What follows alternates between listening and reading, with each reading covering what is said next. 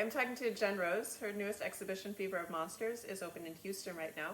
And I had the opportunity to see it, and it was really amazing. I love the installation on the floor. And so I was wondering if we could start by talking about why on the floor? That's interesting because I left Mel DeWeese with the work, and I gave him that power, and he put everything on the floor. And in my brain, I was secretly thinking, I want everything on the floor, and he read my mind. So now everything is on the floor, and I think it really taps into the concepts that I was going for with some of these creatures.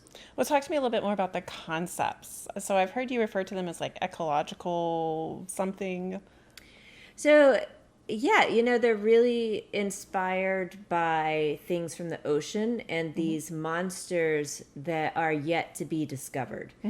And I want to tap into that sense of awe that we get when we have a new discovery, a new scientific discovery, or we see something for the first time as a little kid, and it just blows our mind. And that's what I'm kind of going for with some of these monsters. These tiny monsters are creatures from the deep or that have come up to the surface to inspire awe. Right. So when you're looking at them on the floor, you may not realize that they actually have the potential to move. Why did you design it that way? There have been a lot of ways that I've designed sculpture in the past, but these guys are designed on a fabric backing that allows them to become dynamic and to change. And so when I'm making them, there's not a lot of life or dynamic aspects to them, and then I cut them off from all the strings that they're attached to, and they really come alive. So these guys can move, they can change, they can turn in different positions, and because of that they have so much more personality and quote life to them than they would as a static sculpture. Right. So what is it about this idea of like wonder or awe? What is it that interests you about that?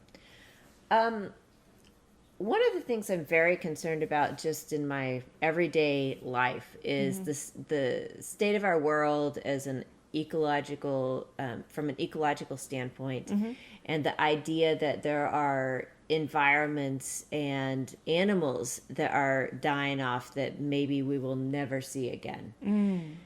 And the more awe I can bring into the world in relation to that, I feel like the more people will want to preserve.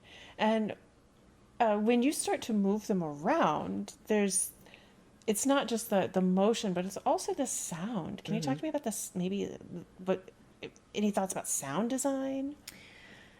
Yes. So sound is just those pieces of porcelain fitting against each other. Or there's a stop motion video I did of one of the monsters walking, and so it's the tapping sound of all of the little porcelain feet tapping on the countertop. So those kinds of things add to, it's not just the tactile quality of the piece, it's also the audio quality of the piece. Yeah. So I'm also curious about scale. What are the kind of the limitations that you see with scale? And if you didn't have the physical limitations, how could they be different? The idea of scale with the porcelain, it can only be a certain size before it starts to collapse on itself. So the strength of the material sort of dictates how big these pieces can be, and then the weight of the material also. But I've also thought about making some that might be more like a stuffed like fabric, that then they could be very large and they could start to take over and become life size. And so there's a real difference in how that might be displayed as a material, as a fibers piece, versus how it interacts in the world as a porcelain piece. Right. So what would that relationship to the body be like if they were larger? I think it would be like, imagine a tiny spider versus a spider that's as big as your head. Like, Right. there's a different fear factor involved in that. And so I think it would take on a different meaning. although it would still have the connotation of like a stuffed animal type quality. And so then there is that aspect to it as well that might be a little bit more disarming. But I do think as these get bigger, they become a little bit more ominous and a little bit more out of control. Right, right. So you're talking about going from essentially what I might think of as a pet or domestic size, in where you have this nurture sort of urge for them to take care of them, versus something that might be the size of a room or something that could fill a room, where you might have more of a, as you're saying, more like a primal reaction to it.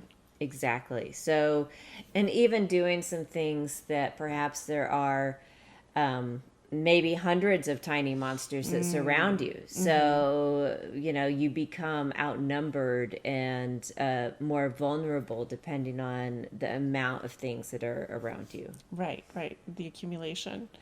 So the way they're displayed right now in Fever of Monsters, they're, as we said, they're on the floor, but they're on this white, sort of on this white plane, almost like they have a white void around them. Yes. Have you ever imagined what kind of environment they might be like? Say if this was something that you discovered in the wild, what kind of surroundings would it have? I always envisioned these as underwater creatures. Ah, So I am very drawn to oceans and to things that are under the surface. I often think of the surface of the water as a division between the conscious and the unconscious. So things that are underwater are more emotional or more, monstrous, maybe a little bit more scary and undefined. And so that's where most of these monsters come from. And, in fact, I have some reoccurring dreams about waves where I'm maybe driving and I see these tumultuous waves, and sometimes the waves freeze and I can see monsters inside the waves. So these are really things that are coming up sort of from my subconscious that are a little bit scary, but they're not terrifying. But they again like imbibe that sense of awe.